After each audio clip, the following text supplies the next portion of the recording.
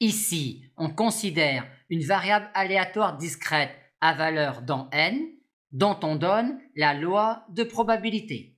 Et on définit alors la fonction génératrice de grand X comme la fonction qui a un réel t lui associe l'espérance de t à la puissance x, espérance qui existe en un réel t si et seulement si on a ici le terme général d'une série absolument convergente.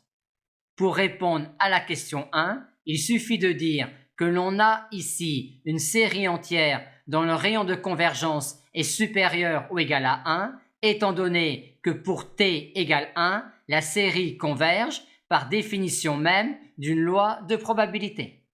Maintenant, dans la question 2, on considère x1, x2 des variables aléatoires indépendantes et à valeur entière, et on nous demande alors de montrer que sur -1 ouvert, la fonction génératrice de grand S est égale au produit des fonctions génératrices de x1 et de x2.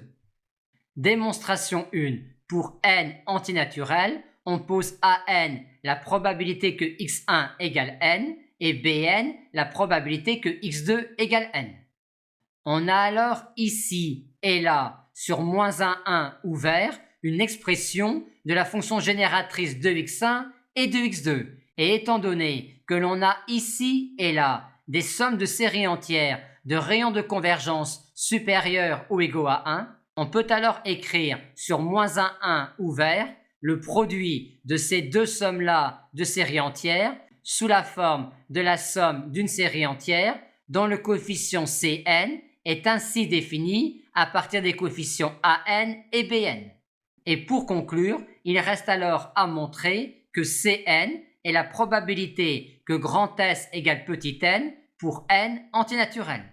Exprimons donc pour n antinaturel la probabilité que grand S égale petit n. La probabilité que x1 plus x2 soit égal à petit n peut s'exprimer ainsi, soit encore ainsi, étant donné que x1 et x2 sont indépendantes.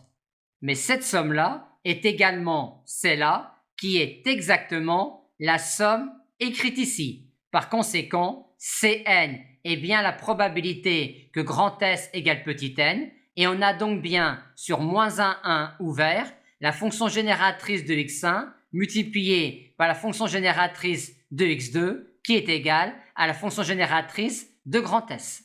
Maintenant, donnons une autre démonstration de ce résultat-là. Pour un réel t fixé dans l'intervalle ouvert -1, on peut dire que t à la puissance s admet une espérance. Mais comme x1 et x2 sont indépendantes, il en est de même d'après le lemme des coalitions pour t à la puissance x1 et t à la puissance x2. Et comme de plus t à la puissance x1 admet une espérance ainsi que t à la puissance x2 vu que t est dans -1 ouvert, on peut alors dire que cette espérance-là est égale au produit de l'espérance de t à la puissance x1 et de l'espérance de t à la puissance x2.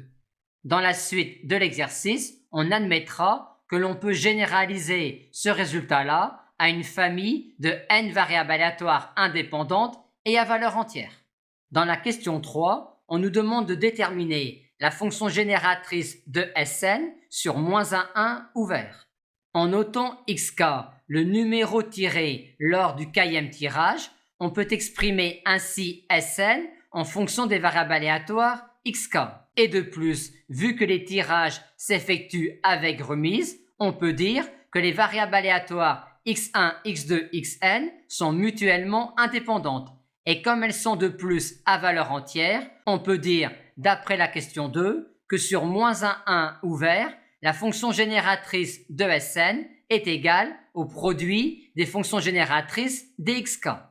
Pour chaque k compris entre 1 et n, la loi de xk est toujours la même et celle-là. Par conséquent, pour chaque k compris entre 1 et n, on a ici sur -1 ouvert la fonction génératrice de xk.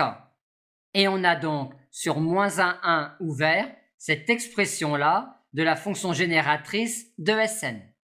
Et on va maintenant, à partir de la connaissance de la fonction génératrice de Sn sur moins 1 ouvert, en déduire la loi de Sn.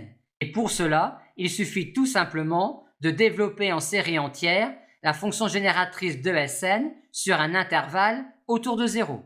Et comme la fonction génératrice de Sn est ici une fonction polynomiale, il suffit tout simplement de donner la forme développée de l'expression polynomiale sur moins 1 ouvert.